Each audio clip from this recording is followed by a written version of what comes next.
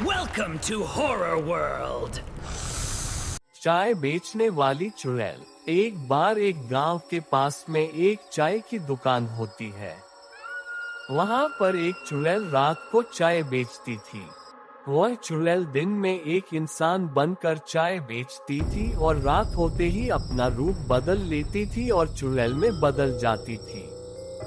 और फिर जो भी वहां पर आता और चाय पीता तो वह इसे अपने साथ ले जाती थी।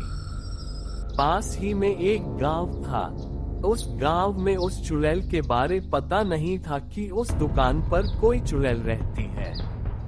वहां के लोग रोजाना दिन में ही वहां पर चाय पीने जाया करते थे और रात होते ही वह अपने घर पर आ जाते थे। तो उन्हें यह पता ही नहीं चलता था कि वहां पर चुड़ैल भी रहती है। इस गांव में एक व्यक्ति रहता था, उसका नाम सुरेश था। सुरेश रोजाना उस चाय की दुकान पर चाय पीने जाता था। वह भी कभी रात को वहां पर नहीं गया था। उसे भी यह पता नहीं था कि यह चाय एक चुड़ैल बेचती है। एक दिन वह गांव से निकलकर उस चाय की दुकान पर जाता है।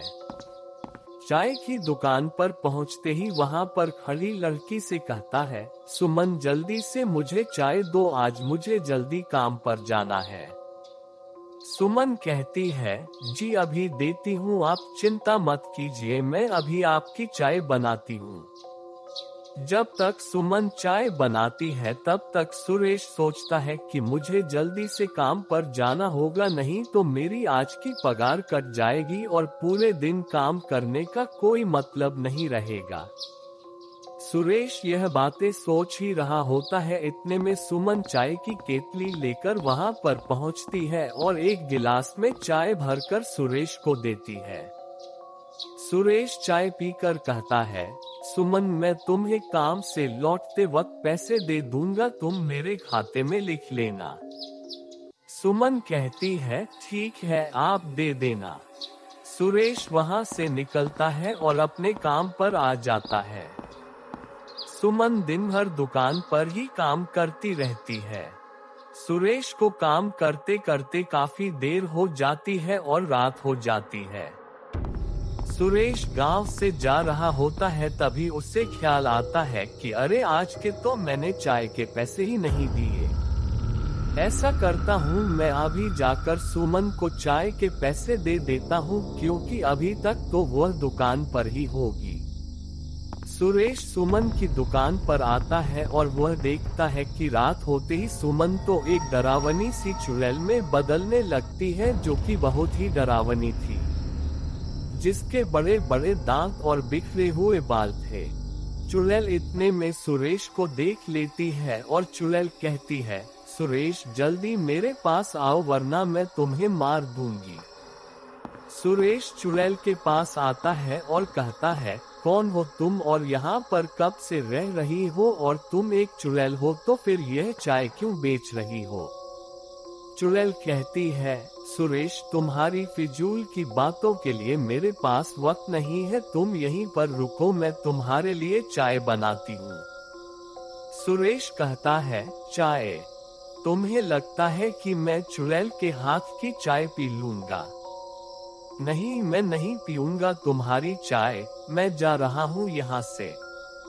चुड़ैल हंसती हुई कहती है, हाँ हाँ हाँ सुरेश, तुम अब मेरी चाय पिए बिना नहीं जा सकते। चुड़ैल चाय बनाने लगती है। सुरेश अपनी ही सोच में खोया हुआ था। वह सोचता है कि अब मेरा क्या होगा, आखिर ये ऐसा क्यों कर रही है। चुड़ैल चाय लेकर आती है और केतली से गिलास में चाय डालकर सुरेश को देती है और चुड़ैल कहती है, सुरेश जल्दी से चाय पियो और मेरे साथ चलने के लिए तैयार हो जाओ। सुरेश कहता है, तुम्हारे साथ कहां पर चलने के लिए, मैं नहीं पीऊंगा चाय, तुम्हें बोल दिया। चुड़ैल कहती है, अगर तुमने चाय नहीं पी तो तुम्हारी मौत निश्चित है। सुरेश जल्दी से चाय पी लेता है और चाय पीते ही सुरेश वहीं पर बेहोश हो जाता है और चुड़ैल उसे अपने साथ ले जाती है। दूसरे दिन गांव में खबर फैलती है कि सुरेश गायब हो गया है।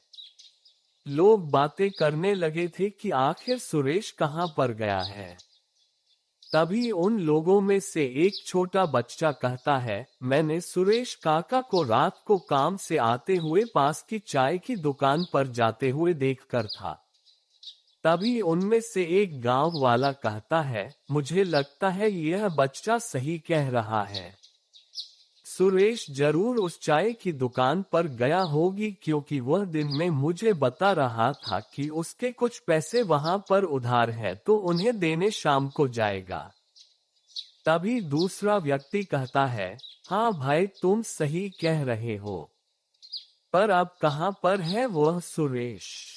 क्योंकि मैंने एक व्यक्ति को भेजा था, लेकिन वहां पर चाय बेचने वाली सुमन ने कहा कि वहां पर तो सुरेश आया ही नहीं। तो फिर आखिर वह कहां पर गया? तभी वह पहला व्यक्ति कहता है, अब क्या पता भाई, सुरेश को कोई भूत उठा ले गया या जमीन निकल गई, हमें तो कुछ पता ही नहीं है। और किसी को वह बताकर भी नहीं गया। आखिर कहां जा सकता है वह? इस प्रकार की काफी बातें चलती हैं। गांव वालों को समझ नहीं आ रहा था कि आखिर ऐसा कैसे हो सकता है कि सुरेश गायब हो जाए। तभी वहां पर एक बच्चा आता है।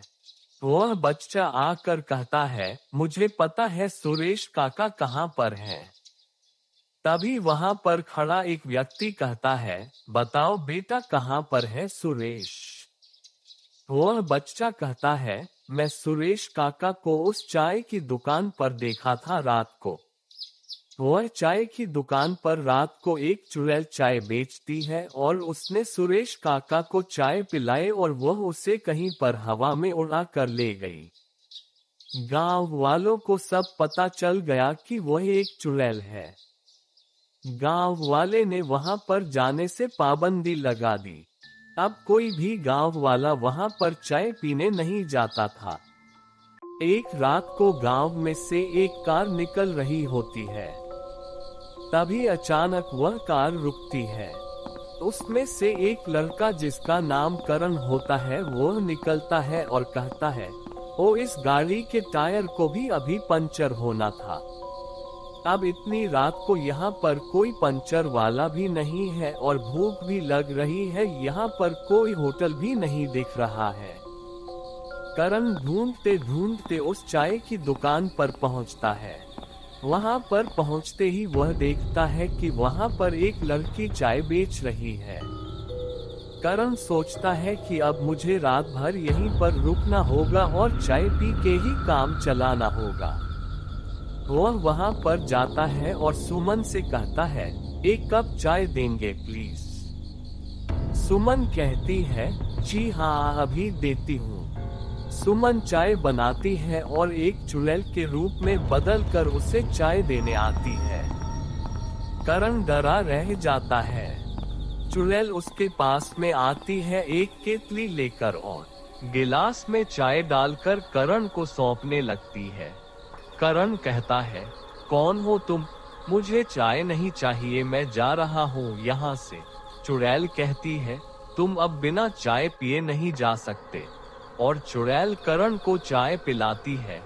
करण चाय पीता है और वहीं पर बेहोश हो जाता है और चुड़ैल उसे भी अपने साथ हवा में उड़ा कर ले जाती है। और तब से लेकर आज तक चुड़ैल वही काम करती है।